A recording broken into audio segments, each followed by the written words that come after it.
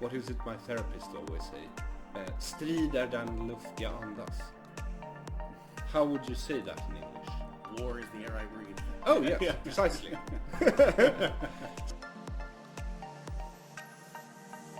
Hello and welcome to Deus Ex Comedian. My name is Ryan Bussell. I'll be your host. I am an American living in Sweden since 2006 and a comic since 2011. On this podcast, I'll be talking to comics who have retired, or they're taking a long break, or they simply quit the grind and they're happy to perform just a handful of times per year. So what made them slow down or even stop performing altogether? Is there anything about the grind that they miss? Most importantly, without approval from drunk strangers, how instead do they fill that dark hole inside where a soul should be? Let's find out. Well, hello everyone. My guest this week is none other than Aron Flam. Yes. It's nice to see you. It's been quite a long time. A few years now. Yeah. Yes. It's been, yeah. When did you quit doing stand-up? I decided to take a break at the beginning of last year. Okay, so just COVID. before. It was actually just before COVID. Oh, not because of COVID. No, I really felt just burned out. Mostly I was hosting only. I was working in a club that I was running. I was working as a host at another club. I really wasn't doing much gigs otherwise than that. And it just felt like it was just so much. Plus I live in Knivsta, so it's a long commute in and out of I understand. Stockholm. But now you're alone in Knivsta doing nothing. How does that feel? It does not feel very good. It worked out well for a while. I mean, all of last year I wasn't working either, so I was just really at home. Every day was get up, I'd go to the gym, I'd go to the grocery store. Why not work? I had lost a job also just before okay, COVID. So everything at once. It was everything at once. Yes, when it rains it pours, exactly. as you Americans say, or Brits. I don't know, really. Americans say it too. Okay. But it really was like just when I felt like I was ready to kind of go, I'll get back into stand-up a little bit, I'll start doing gigs here and there. And then it was COVID. Then there was no place to go. But you're still married? I am still married. All right, so yes. everything is not bad. It's slow, yeah. Yes. Yeah, that's and she has a job? She does not. Okay. So while she does, she works. While she does, she's a full-time student. She's the president of the Swedish Billiards Federation. The what federation? The Swedish Billiards Federation. All right. So pool. Pool, exactly. All right. Yeah. Yes. Okay. She was very offended. Not only pool, everything else. And she's working part-time Plantagen, and she said yes to becoming the president of like the local apartment association. Oh, so she's been like home, but very busy, and I've been home and not busy. So what have you been doing? I mean, I can just imagine you must have seen every South Korean series on Netflix. I went through YouTube for sure. All right. I binged a lot of TV shows I had missed, like Mad Men, for example. I'd heard so many good things about that one, and The Wire. And was it good then? It was good, yeah. All right, and The Wire? The Wire was aged.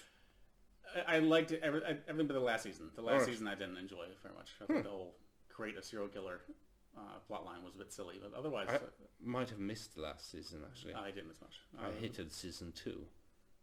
Oh, that was the good one. Well, maybe season 3. Which is the one with the Polish people in the harbor? That's the third one. Okay, that's the one I didn't like. I didn't like that one. So what are we doing here today? Well, as I said, I had so much time just to do nothing and think. I was just thinking about the fact that I wasn't doing stand-up, and I still love it very much. I still feel just as passionate about it now as I always have, but I didn't miss it really either. And I was very confused by that. Why didn't I miss it more?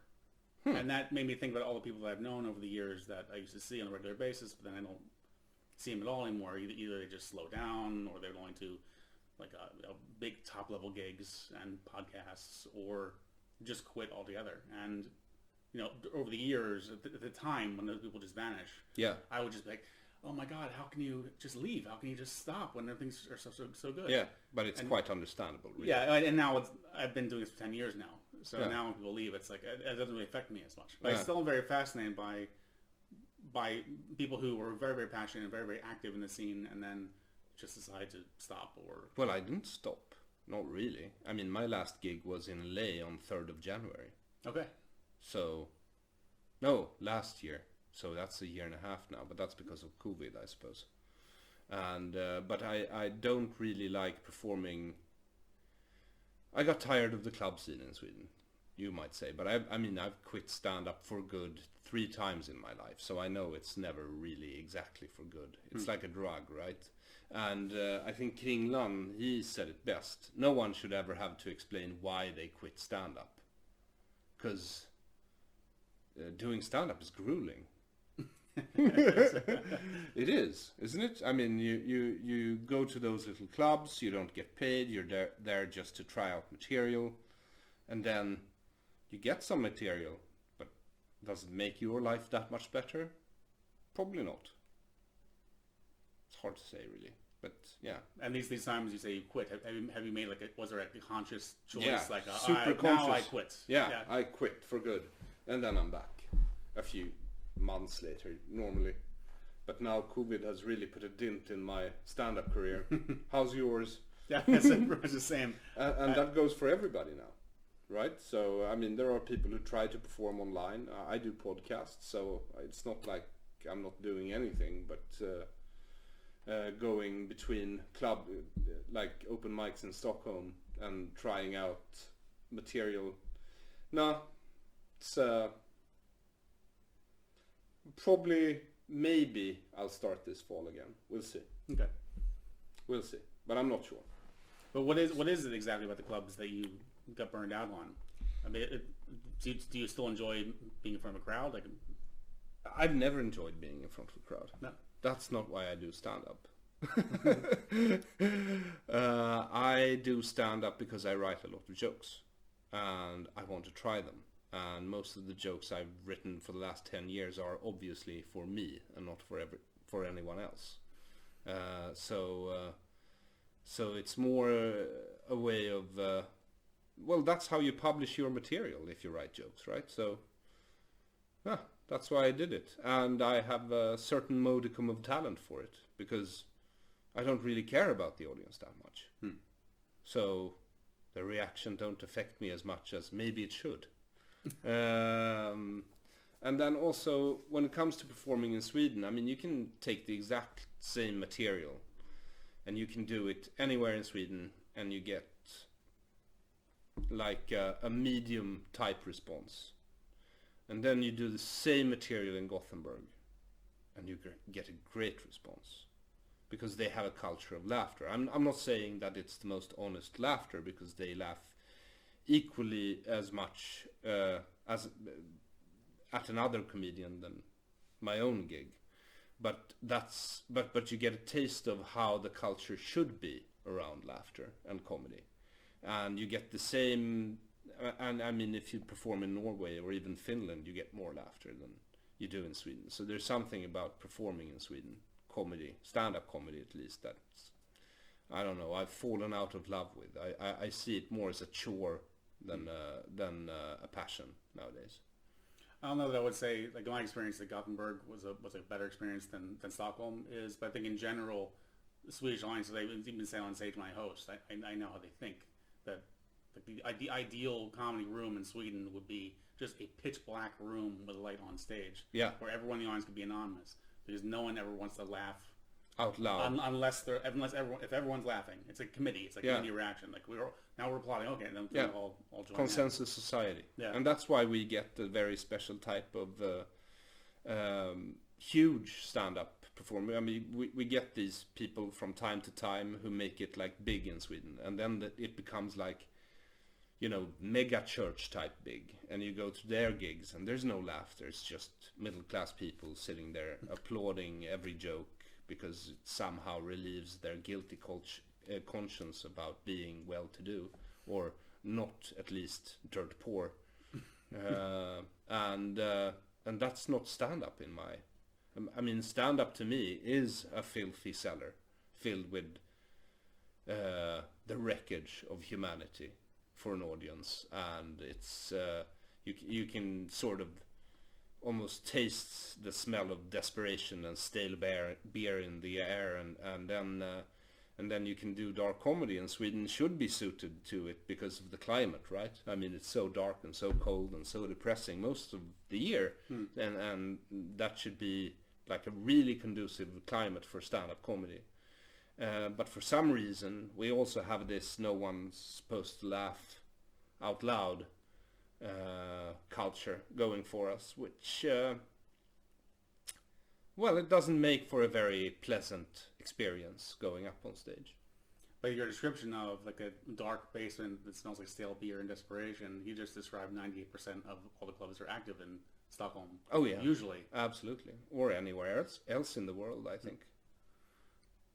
But you still get tired of that also. Well, as I said, like last time I was on stage was, well, I suppose then 3rd of January 2020, and that was in LA. Also a very PC environment, right? And I did well, and I enjoyed it, even though it was filled with, you know, hardcore lesbians in suits who'd probably, you know, run me out of town had I been American doing the same material. But now I could go up and be a clueless Swede and get away with it, which was fun. And I have that benefit here. Well, yeah, to a certain extent, but now you've been here for a while, haven't you? I have, but it still doesn't matter. I mean, most of the time I perform in English. I always have, but there have been times when I performed in Swedish, and I've noticed there are certain jokes I can do in English that I can't do in Swedish. It's like the audience will let me get away with saying certain things, as long as I'm the outsider American speaking English. But speaking Swedish, I can feel the audience going, "No, that's not okay. You're not allowed to say that." Yeah.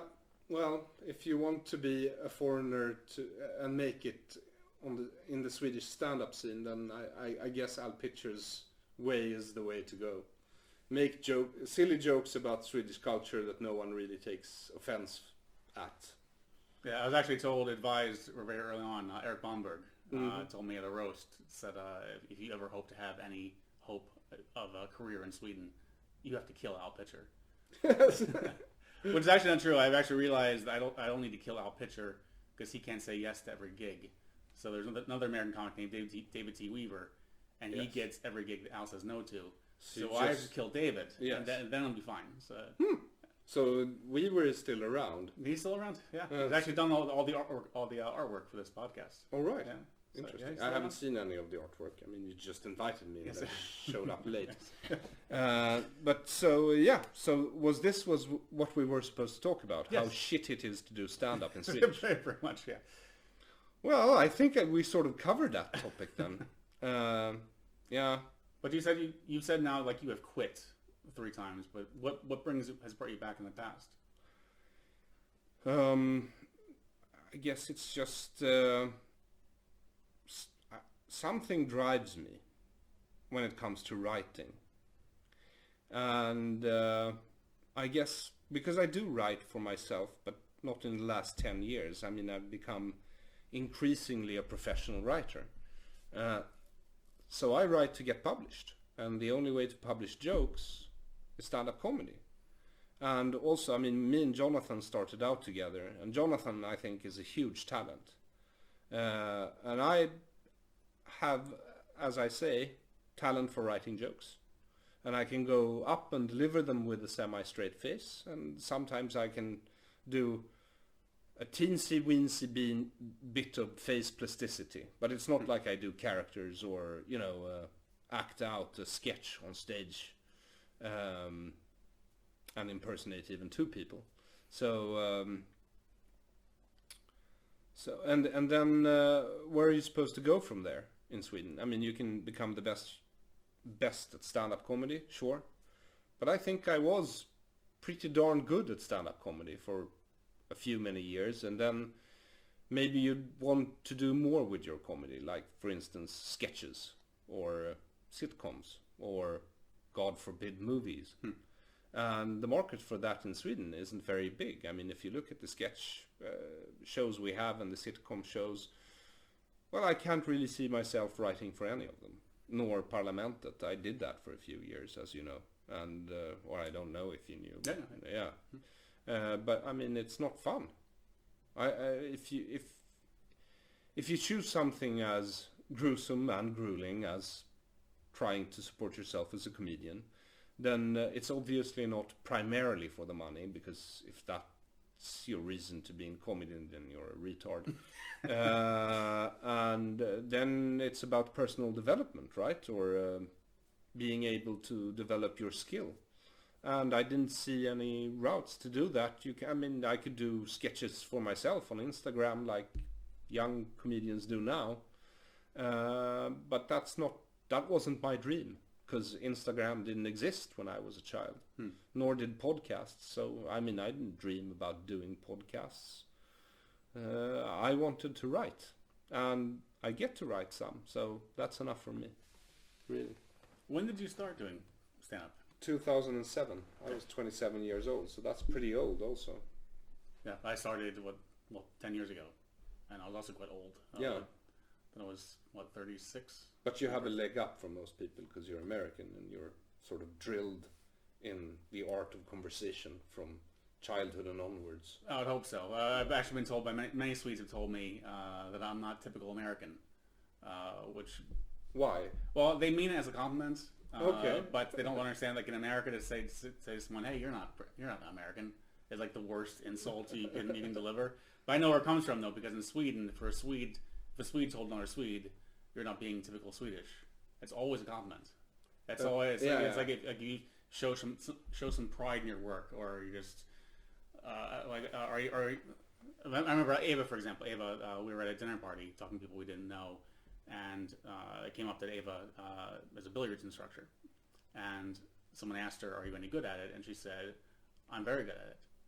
And the woman didn't know, just reacted like, "Oh, that's so nice to hear. So nice to hear someone say that they're good." Not the usual Swedish, like, I'm okay, lagom, everything's good.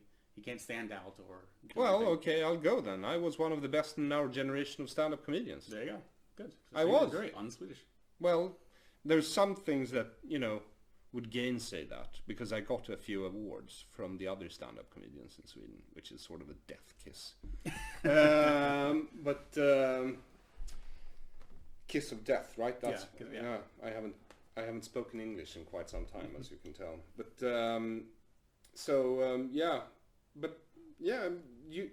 you want to be able to develop, don't you? In whatever you do for a living.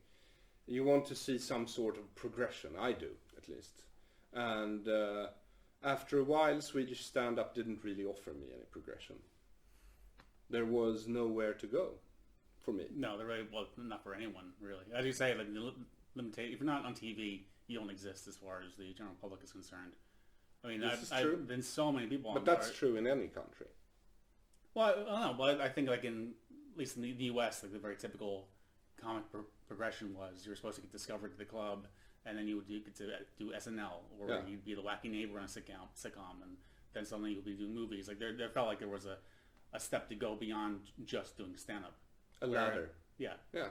Whereas in Sweden, there's really not, like, you can get to like the best clubs in town. Well, it's becoming a member of Parlamentet, and I tried out for the Parlamentet, but they didn't want me, so here I am. Yes.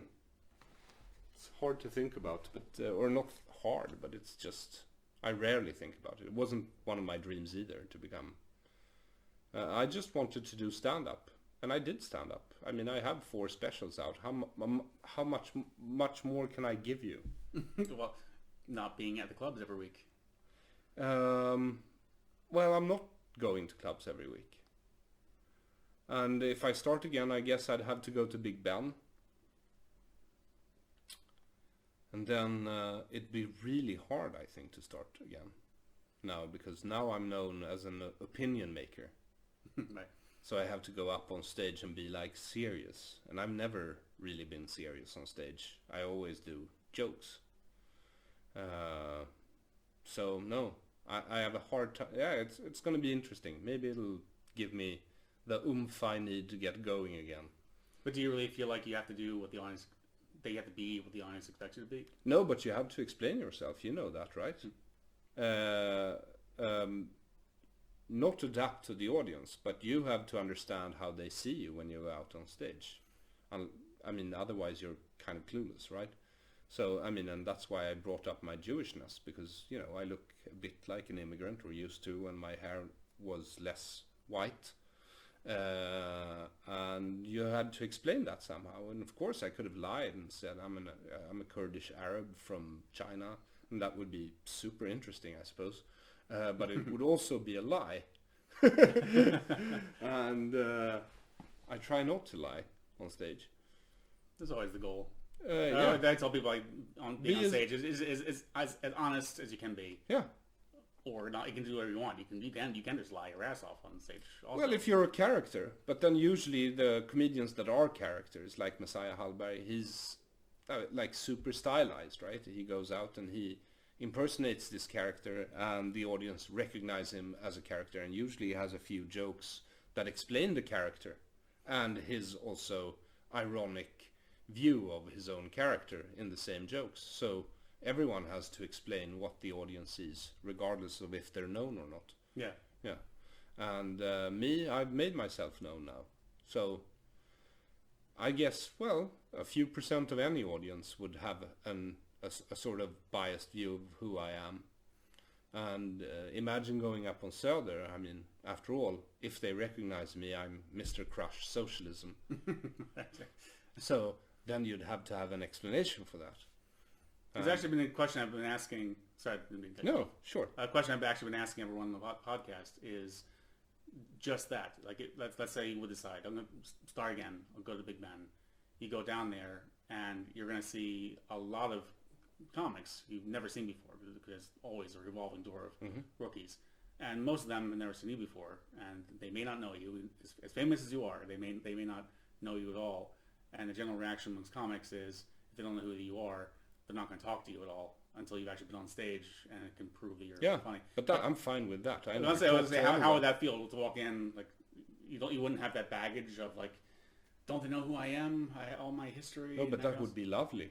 You're describing the optimal situation for me, because then you get to define yourself completely, right? But also, I find, because I've been doing stand-up for like 15 years.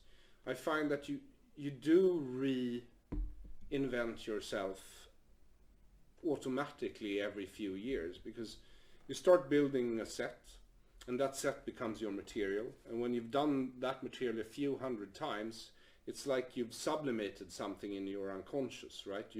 Because those jokes are usually something that has annoyed you about yourself, the world, and if it's the world, it's still yourself, because it's your attitude towards the world. Right. So it's sort of a intensive psychotherapy or something. You go up and you repeat these ails that you have, and after a while you don't feel them anymore, because they're just they become just words after a while. And when jokes lose their meaning to you, the creator of the same jokes, then that means, I think, that those jokes are not yours anymore. You've outgrown your jokes, and then you have to start constructing new jokes, and those jokes will be about where you're at now.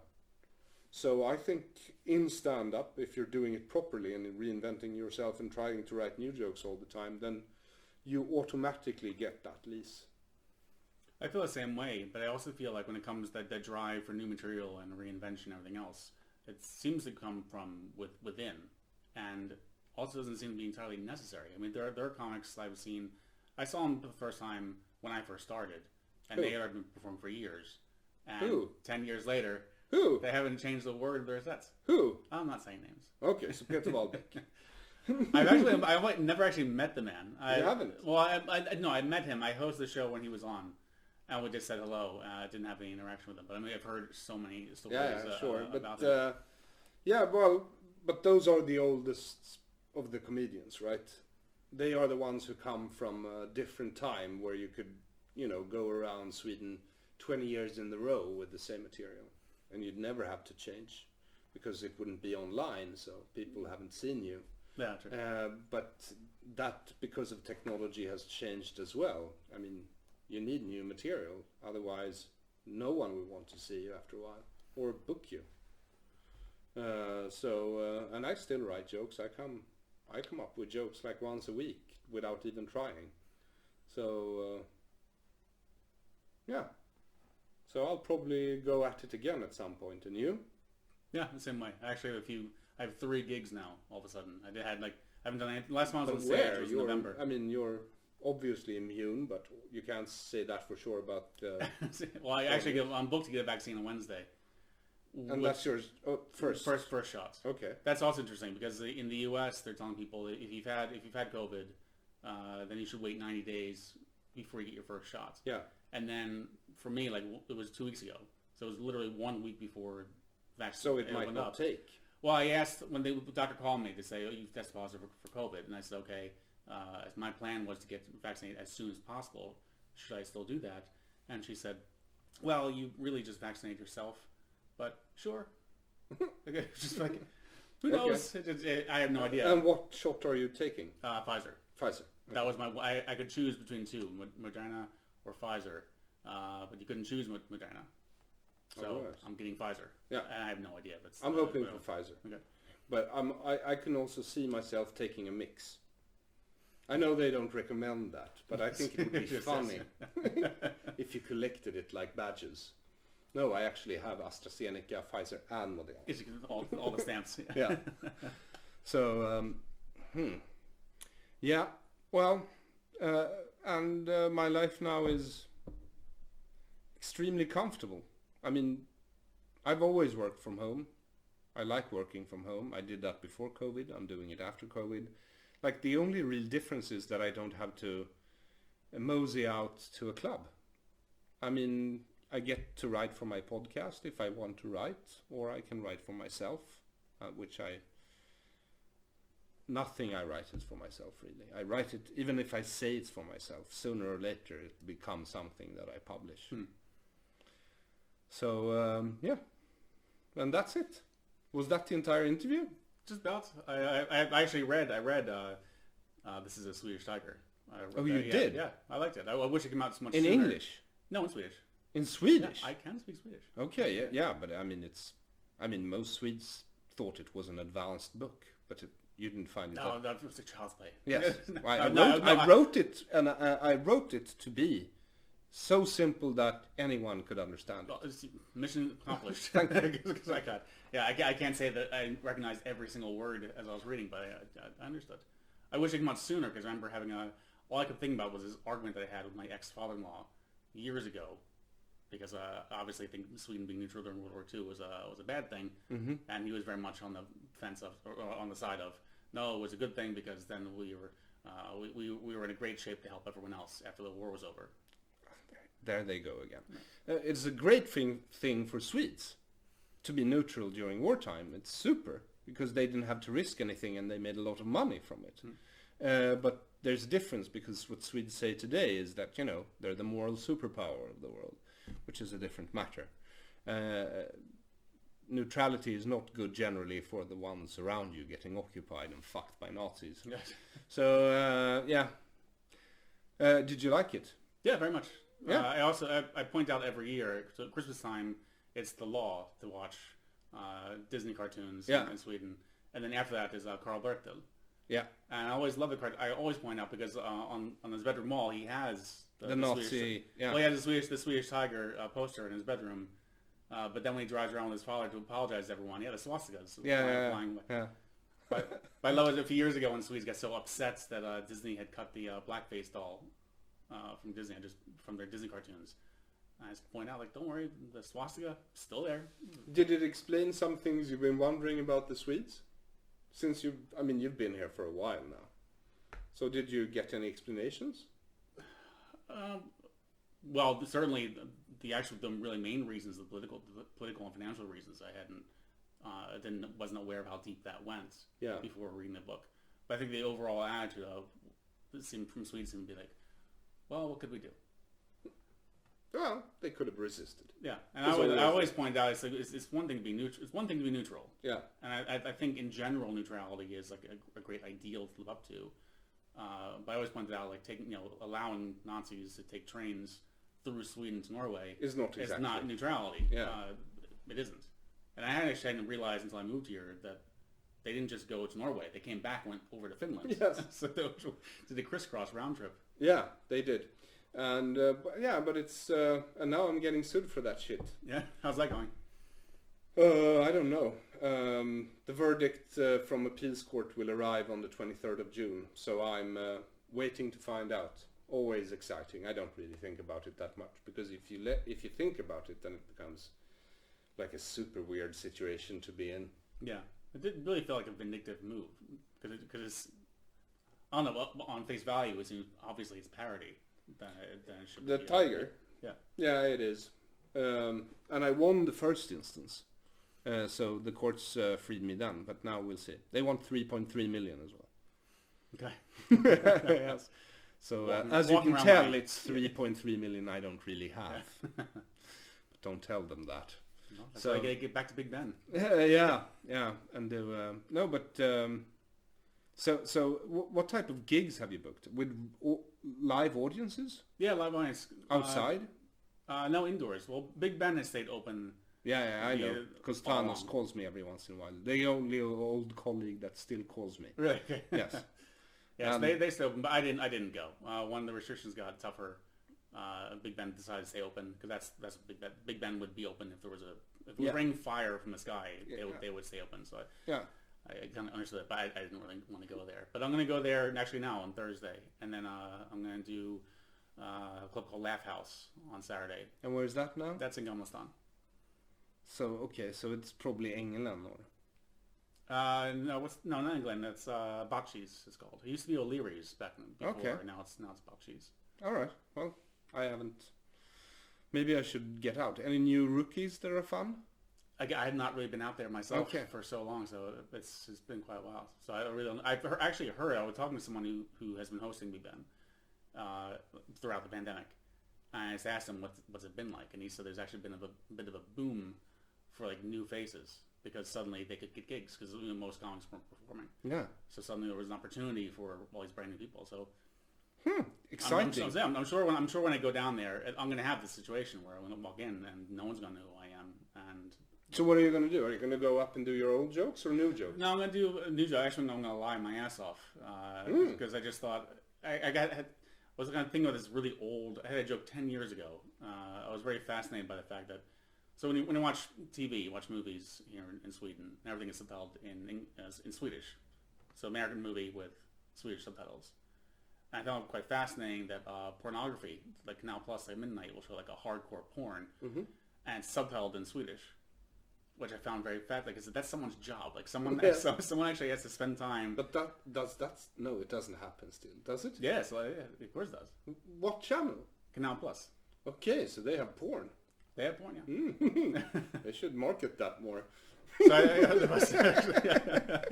I thought that's the whole idea where I talk about that, and then it kind of hit me like just random thoughts. Like wouldn't it be funnier? So instead of commenting on, oh, that's someone's job to do that, if I just say It's that's my job. Yeah. Like I just got I just worked for the Canal Group and I got that job. So I have 6 minutes just on that. And it would make sense because you can always say that, because they needed someone American and who speaks Swedish to translate. Yeah, exactly. So I think it'll be fun. We'll see. In my head, it works. But Okay, yeah, we'll see. We'll see. That's the exciting part, isn't it? To find out if it works. And that was the thing too. In the past year, when I really wasn't doing much of anything, I had that thought of like, well, this will be a great time to actually be like creative and write and think. But I really wasn't very motivated. I didn't really think because I wasn't living life. I was in my apartment. I was at the gym, grocery store. Like life wasn't happening, and I've never sat down cold to write jokes. It's always comes out of conversations I have, or I'm just in the shower just thinking, and all of a sudden I get this idea, and then I'll write. But without any kind of inspiration or anything, I just thought of nothing. So That's now, why your career went slower, because you have to be disciplined Yes, to be and disciplined. hate yourself. You have to hate I yourself. got plenty of more. that. Yeah. Yeah. I'm- Do you I'm hate not yourself going, really? No, of course. Okay, but how much? Just put it this way. A friend of mine told me, this is years and years ago, this is long before I started doing comedy. He told me, he said, Ryan, you act like you're the center of the universe and you don't like yourself very much. You're a comedian. Exactly. I thought, what could define a comic more? No, that's actually a perfect description. No, I'll go down. I have this fantasy of going down to Big Ben and taking my first 10 minutes and yelling them at a very high pace. And then I have a few like experiments in my head about, because I imagine at least on Södermalm in Stockholm that there might be one or two hipsters in the audience who doesn't like the turn I've taken in the last few years. With the crush socialism, it's it's very sensitive for socialists when you say stuff like that because they get offended. Nothing offends a socialist more than being interrupted from screaming "crush socialism" and Zionism, more than a small Jew walking up to them and saying "crush socialism." So how do you? Because it is a taboo in Sweden to be against socialism. So how do I go up now and explain myself to the audience and try? Because if you're a comedian, I mean, you should at least try to make everyone laugh, I think, like in the audience, right? Yeah. And I'd have to start with explaining how short I am and why I'm, because in their minds now, I think in the socialists' minds, I'm like a dragon, 200 feet tall, with swords in each of my 8 hands, like a Hindu deity of some sort. So I'd have to start with explaining why I'm so short. I guess. I don't know. Because also, I imagine they use me nowadays to scare their children to bed. Like, go to bed or Aron will come and eat you. Something like that. And it's a very hard place to do stand-up comedy from. This is actually something I want to ask you about. Yeah. Because obviously you've taken a quite oppositional position. But I always did, didn't I? Well, that's my question, because you're someone who is accusing Swedes of being Nazi sympathizers, crush socialism. You're very anti-Sweden, but at the same time, like I was, if I didn't know, I'm not that anti the landmass. I mean, if I didn't know you at all, like here's an example. Okay, so this was now several years ago. There was a bit of a Twitter war between you and Martin Sonnenby at Flam. Yeah. Well, yeah, I remember. Yeah, but I remember just like don't need details or anything. But I remember like just from afar, just seeing it play out on Twitter.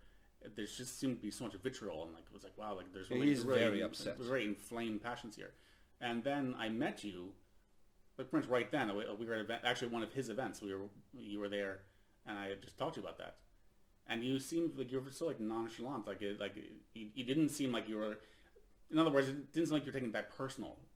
No, but he did, unfortunately, or I don't know. I don't really care. Yeah, well. I guess my question is like, what drives this position? Because you don't seem like someone. It doesn't seem like you maybe necessarily personally enjoy being like a hater or like being on a conflict. Oh, I love that. Okay. What is it my therapist always say? Strid är den luft jag andas. How would you say that in English? War is the air I breathe. Oh, yes, precisely. So, so I like conflict a lot. And I like debate a lot. I like heated debate. And I can become quite heated. And sometimes I care. But when it comes to Martin's position in the Middle East, I couldn't care less, really. I was a bit annoyed about the fact that he, views himself as good. But I was annoyed at Soran for that as well, when he was like, no, PC just means you're good. Actually, it means you're a Stalinist fucking liar, and Apparatchik will soon be, executing every 10th prostitute along the way to St. Petersburg, as Lenin famously wrote his soldiers that they should do. And it's just, what drives me is I don't like stupidity. I don't like consensus. I don't like groupthink. Collectivists annoy me a lot. Had I lived in a more right-leaning, you can have a left-leaning collectivist society or a right-leaning collectivist society, and we're in a left-leaning, like an egalitarian collectivist society, and that makes for some pretty impressive feats of stupidity. I mean, just the BLM in Sweden last summer was like, why? We didn't do the slave trade. I mean, there was like 4 ships who did slave trade that were Swedish, but that was not even the Swedish state. It was some private citizen, nobility of some sort, who did that. I mean, and we possibly we could have real guilt, obviously, since I wrote a book about Right. it. but it doesn't come out like that. I always find it this way. How is best to say it? I think you can't expect a logical reaction out of people who feel so passionately about that Obviously issue. not. Yeah, and that's really where it comes from. But I don't have to like it, right? Yeah. So, I mean, they can have their irrational reaction to whatever it is that inflames their passions at the moment. Usually it's just some sort of narcissistic way of saying, I'm good, everybody else is bad. Because truly, this is a country filled with children. No war for 250 years will do that to a culture. And, you know, Swedes have sayings like, låt barn vara barn. Well, if that's your philosophy, no one's going to grow up. So, yeah. So, and, you know, when I wrote that book, and I did a lot of research about the Social Democrats when they worked together with the Nazis and the leading Social Democrats, and I found myself liking most of them because they weren't retarded, you know, and they weren't like, oh, it's bad to work with the Nazis. They were like, yeah, we can work with whomever if it gives us enough gold, which is a position I can understand and respect because it's a rational, pragmatic position to take. But, you know, if you look at Sweden, the last 5 to 10 years, it's just, you know, we're open borders until, you know, reality hits the fan, and then obviously we're closing them, but not really closing them. And then when Me Too hits, this is the most feminist country in the world, and we had the strongest reaction to Me Too and the most pervasive Me Too campaign in the world. How is that possible in the most feminist country in the world? I mean, shouldn't like Saudi Arabia have a more passionate Me Too drive? They should, but there was apparently almost no Me Too in Saudi Arabia. Yeah. I don't know if they enjoy the same freedom of speech. Obviously not. Yeah. And I think it's, and that's the point. They get beheaded if they try. Yeah. Yes, and our women don't. We don't even beat them anymir. I mean, we're not supposed to. Yeah, I mean, obviously there are still a few men, and if you look at percentages, more lesbians who beat women. But and now they can run around like Cissi Wallin and be an obvious liar, like in public, for years. But she regrets it now. And people laud her for it. But she regrets it now. She fuck that shit. She's not regretting anything. And the same goes for like all of them. Like this is a country where you can really lie and become famous for it, and people will applaud you for it because the lie is so much better here than reality. And for my part, obviously, I try not to focus so much on like the negative aspects of it. I know women who had personal stories that they just kept themselves or just barely shared to anyone. Good. That's but suddenly they're able to actually express themselves openly. And why? And why not with punchlines, if that's what you want, or some other form? I mean, the way they did it, it's just basically. I mean, I can respect if you've had a traumatic experience and you want to work through it. I mean, it doesn't necessarily have to be through comedy.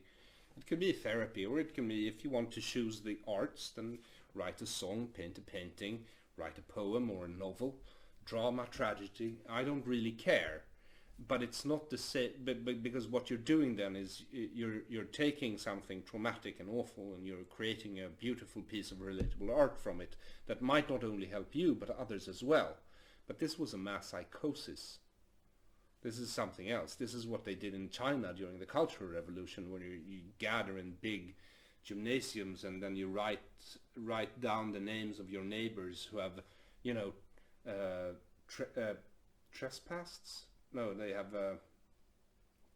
done something or other, or not. Maybe not even that. You just write their names because you hope that will deflect blame from you, even though you might not have done anything. And that's what happened. That's what Me Too in Sweden was. And when people say nowadays, when it was mostly good, I always ask, Well, point out the mostly good to me. Please, do. What was mostly good? I would say what was good is that there are women who got inspired by other women who were actually Inspired? No, but so women who they kept things secret, they kept Yes. things to themselves, but then they heard other women just openly admitting their own personal story, their bad things, and that but then made them feel like secure enough to actually want to say what happened to them, and that I would say. And is a the good thing, point was, that they didn't have to suffer in silence anymore. so they said it then, and now they it's like catharsis. Oh, yeah, it's more than catharsis. Really? Well, they killed Benedikt Fredriksson because of it, so I hope it was worth it. I don't know who that is. He was a chief of theatre in Stockholm. He committed suicide. It wasn't because of sexual harassment. He was accused of being a bad boss. Not in a touchy-feely way, just too strict. He killed himself. And there are more stories. So I hope it was worth it. Like really, if you weigh human life towards that pep in your step you felt the day after you just said something that was horrible. I mean, you have horrible things from your childhood, I'm sure, that you found traumatic. Of course. Yes. So what would be the... I mean, you do realize that... So have you done anything about those things? Well, I'm a comic. So But that's productive. Yeah. And who did you accuse? Because... No. But no, I've been lucky. I've not had anything that severe that I had to accuse anyone of anything. Well, neither did our foreign minister at the time, Margot Wallström. She came out in Me Too and said, well, at one EU Commission dinner, someone touched my thigh. That was her contribution to the mass psychosis. And it sort of relativizes rape, doesn't it? Because if you have a lot of women who's had real trauma, and then you have famous women coming out and going like, yeah, I was touched on the bun once. And they they make that equal to rape because they're all within the same system. It's very Marxist and it's not very healthy. And I haven't really, because nothing's changed, has it? Has anything changed? I think it's part of the problem too is that when people get free to express themselves and talk openly, it's not always a good thing. Like for example, I saw a tweet today of a woman who said that if you shop sex, so if you have to like kind of pressure through conversation and kind of whine to get sex, that's rape. Okay, well, With a very extreme position, but then it's also not very respectful to people who've actually been forcibly raped. Yeah. To hear that that's also rape. Yeah, because that just means if you can't say no to that, then it just means you're weak. But it's also a big thing too. Like in the U.S., every now and then there'll be some like a right-leaning news source will publish the statistics and say Sweden is the rape capital of the world. Mm-hmm. And because if we look at the statistics, so many more rapes are reported in Sweden than in other countries. It's like, but at the same time, though, rape is categorized in Sweden. A thigh touch to gang rape on a dumpster on the alley by strangers. They're qualified the same as just rape, where in the U.S. it's not measured the same way. And that's why Sweden's stats are so high. But I think it's also the reflection that women feel stronger enough to actually report that things happened. And that is a good thing. That is a very good thing. But I'm not sure the feminists are helping with that, because all I hear from them and their propaganda is that reports to the police doesn't lead to anything. No, conviction rates are still quite low. Yeah. Well, that's what they say at least. I don't think they are. Well, no, statistically, they aren't. I mean, from reported to actual conviction, no. But No, from not reported, then they're super low. I mean, if you're not reporting a crime, then obviously no one is going to get convicted for it. Well, the one story I saw, this is years ago now, but it was a guy, he was in Malmo, so it was down south of Sweden. A guy came home to his apartment, and there was a girl sitting in the park kind of courtyard by herself. And they started talking, and they really connected. So she went up to his apartment with him and had sex, and then she left. And next day the police showed up because he was 26 and she was 13. Different matter. And he said in court, I had sex with her, but she's so well developed. I assume we didn't ask her how old she was. I assumed she was at least 16, and the judge said, "You're right. Like, she's only 13, but she looks older." So there is hope. That's what you're saying. There's no rape. No, those So are. of course, I discussed it on stage. It was like But these are hard. The judge said, like, yeah, she's 13, but those tits are 16. Yeah. You're free. But all these things, every case is an individual case. They're all hard cases, like really hard cases, and because really 2 people are the only ones who would know in most of them, and Me Too didn't help that at all. Just a bunch of harpies screaming for their lives. And then the unions came in and started taking down names. And then the cool girls within each of these leftist little sects started collecting and taking responsible for keeping the lists of names. And then now they have blackmail material that ensures they have power over parts of Sweden for a very long time. So no, I'd say that was a sucky time in Sweden.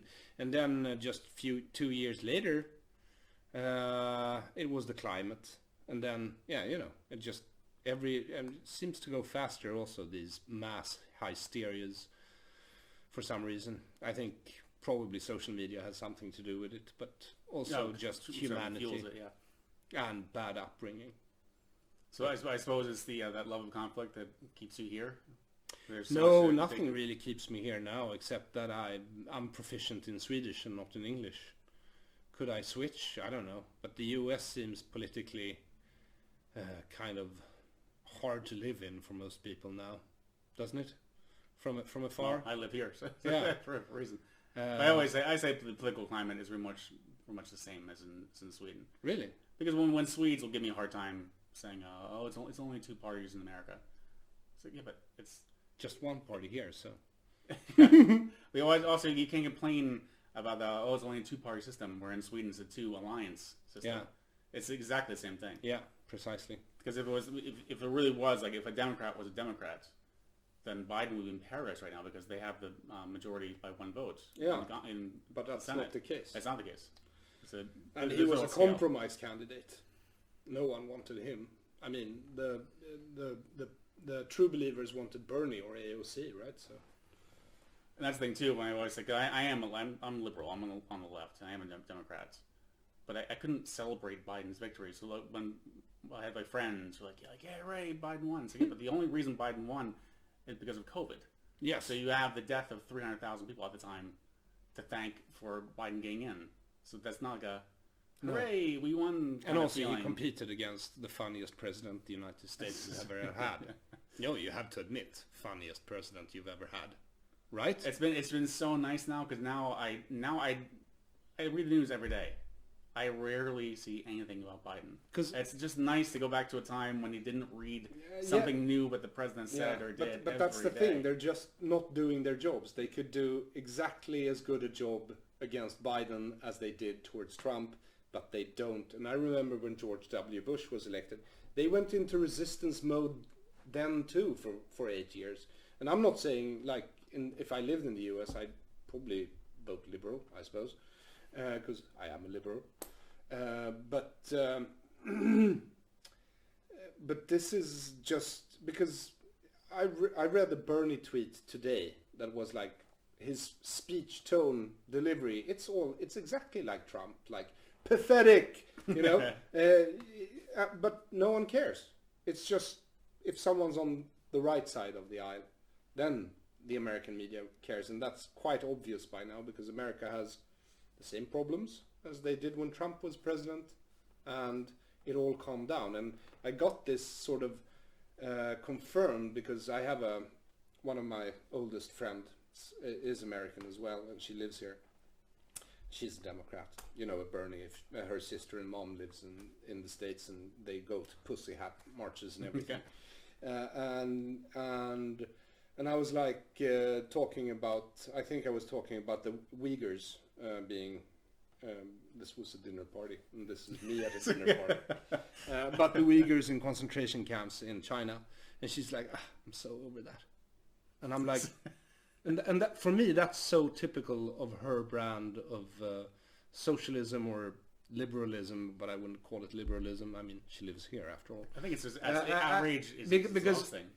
as if Trump was in the White House, then the Uyghurs was a problem, the Yazidis was a problem, the thing going on in Yemen is a problem, and then Biden becomes president, and none of those things are problems anymore, and that sort of sums it up for me when it comes to what you in America call liberals and we here call social democrats, because also I think the Liberal Party now in the United States are pretty much social democratic. I'm not saying like it's all Bernie, but you have that same, I mean, the liberalism seems to have sort of just gone. And that's definitely where the passion is. But I always laugh when people, because like I said, I am a Democrat. I did not want Trump in office. The Democrat Party did not want Bernie as their nominee. I mean, they worked hard to make sure that Hillary would be their candidate. I mean, the deck was clearly stacked against him. Yeah. So when people on the left say like, oh well, Bernie would have won if it was fair. Bernie would have won. So he's socialist and Jewish. Yes. He didn't stand a chance. No. It's not that there were people in South Carolina who have been like, I don't want to vote for Trump, but I can't vote for Hillary. Like, if only there was a socialist Jew, like, I wish I had that option. Yeah, didn't stand a chance. Didn't stand a chance. But I like Trump. I really did. I mean, I found him hilarious.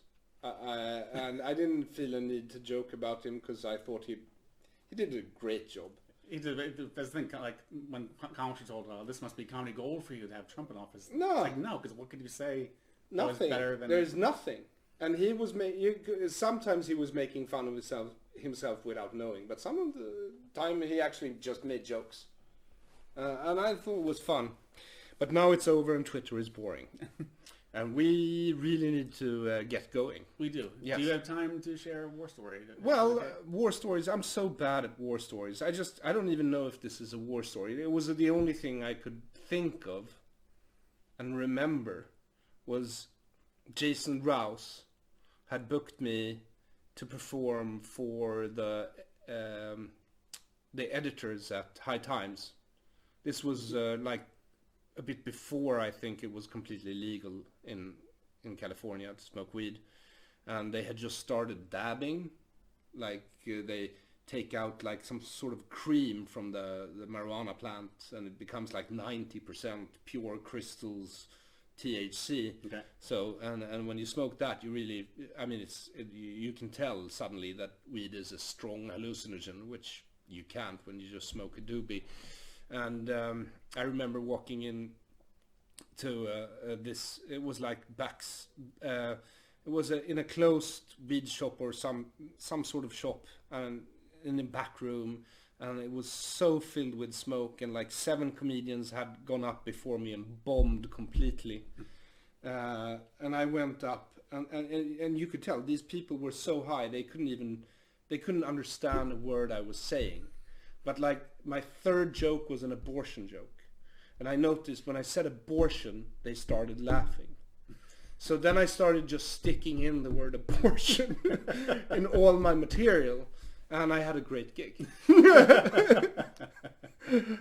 And I think I was the only one they remembered, because Jason Rouse went up after me, and he's normally, he's great, especially crowd work, and his material is definitely dark enough for them to appreciate it, but they were too high, and he didn't use the word abortion, so he bombed too.